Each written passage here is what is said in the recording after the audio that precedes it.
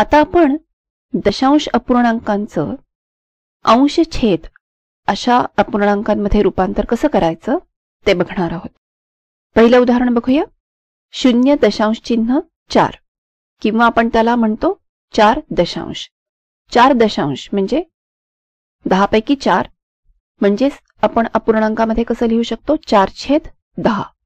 आता हा 4/10 जो अपूर्णांक आहे हे आपला अंशछेद रूपामधला अपूर्णांक आहे.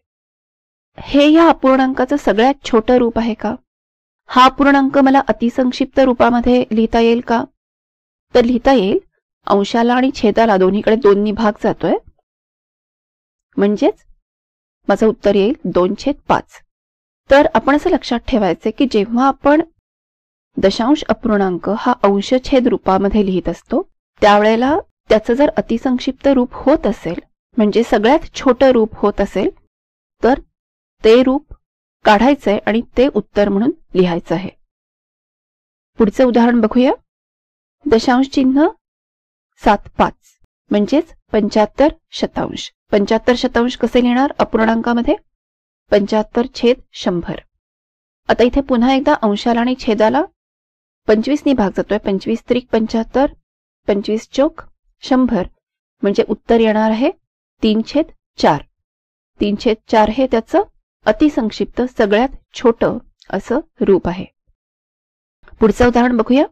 दशांश चिन्ह 0.4 म्हणजेच 4/100. 4/100 म्हणजेच 4/100.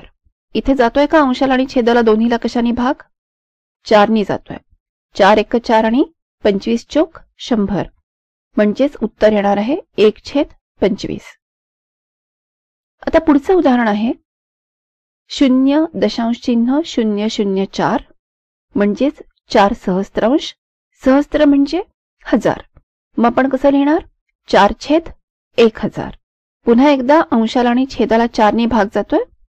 4 एक 4 आणि 1000ला जर 4 ने भागलं तर उत्तर काय येईल? 25 चौक 100 आहे, म्हणजेच 250 चौक 1000 येणार आहेत, म्हणजे छेद आला 250.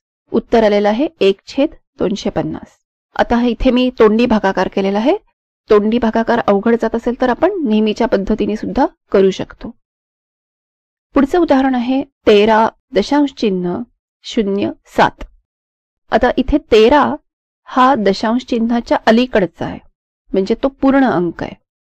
मग ह्याचा मी अपूर्णांक लिहिताना 13 हा पूर्णांक झाला, 13 पूर्णांक, आणि दशांश चिन्ह 0.7 म्हणजेच 7/100 म्हणजेच 7/100.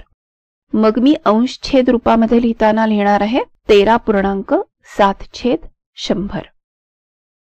आता याच्याहून छोटं रूप होईल का? 7 आणि 100 या दोन्हीला कशाने भाग जातोय का? कशानेही भाग जात नाहीये.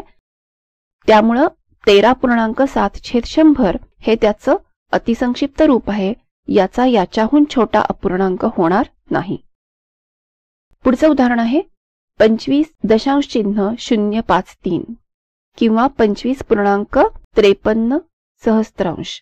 आता इथे 25 हे दशांश चिन्हाच्या आधी आलेले आहेत, म्हणजेच तो पूर्णांक आहे. मग आपण लिहूया 25 पूर्णांक आणि 53/1000.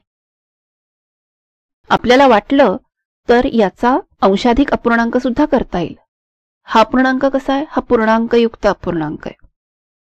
आपल्याला जर करायचं असेल तर ह्याचा अंशाधिक अपूर्णांक सुद्धा करता येत, म्हणजे 25 गुणिले 1000 करायचं, त्याच्यामध्ये 53 मिळवायचे, तो आपला नवीन अंश येईल आणि छेद हा 1000च राहील.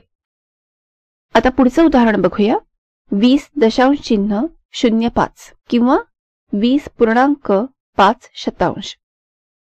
आता 20 हे दशांश चिन्हाच्या आधीच आहेत, म्हणजे तो पूर्णांक आहे, म्हणून 20 लिहिले आणि 5/100 असा आपला अपूर्णांक आलेला आहे. आता 5/100 हा अतिसंक्षिप्त नाहीये, म्हणून आपण ह्याचं अतिसंक्षिप्त रूप काढूया.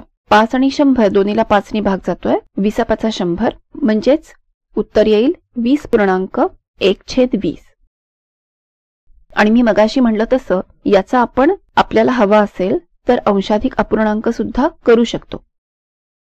कसा करणार इथे? तर 20 गुणिले 20 म्हणजे 400. 400 अधिक 1 बरोबर 401. 401/20 हा झाला त्याचा अंशाधिक अपूर्णांक.